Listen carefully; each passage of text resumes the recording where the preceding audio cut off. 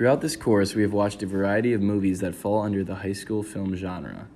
Although this genre has three subgenres that follow with slight differences, they all seem to follow a generic formula in which a white person is usually the main character and furthermore is a male.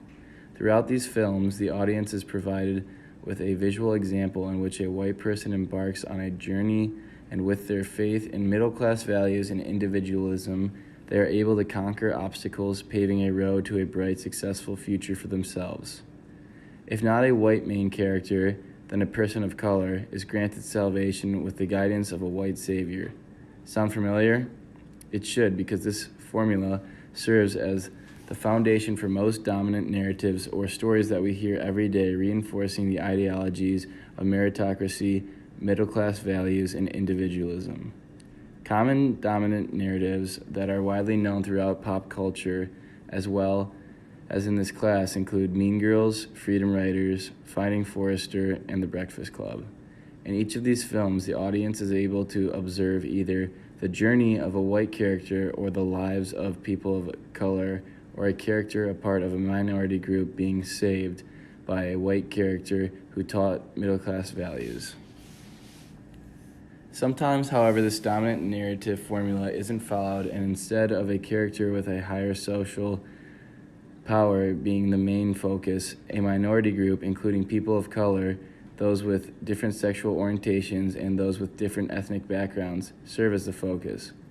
Different from dominant narratives, these characters find personal salvation and a success through their own values and individual beliefs and achievements, rather than a character who is white or has high school societal status.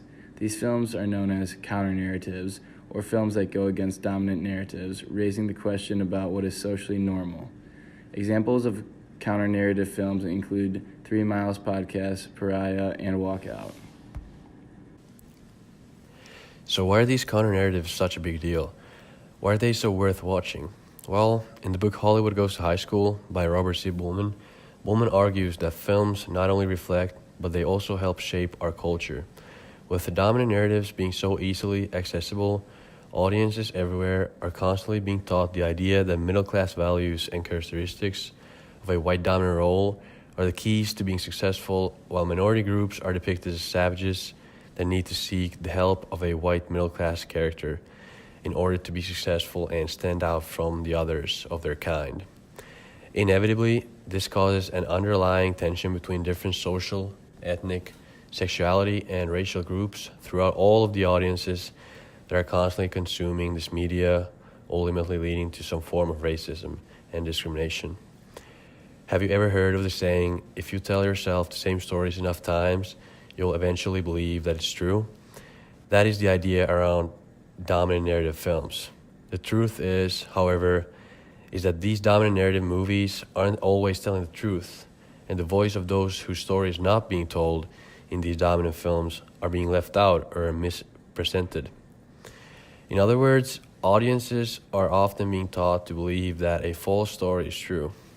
For this reason, counter-narratives are so important and have such an intense impact on the audience that is able to consume them. Counter-narratives give a voice to those characters that are either not represented at all or are misrepresented by stereotypes. Although sometimes difficult to watch or even access, counter-narratives hold the potential power to relieve the tension that lies between a variety of different groups.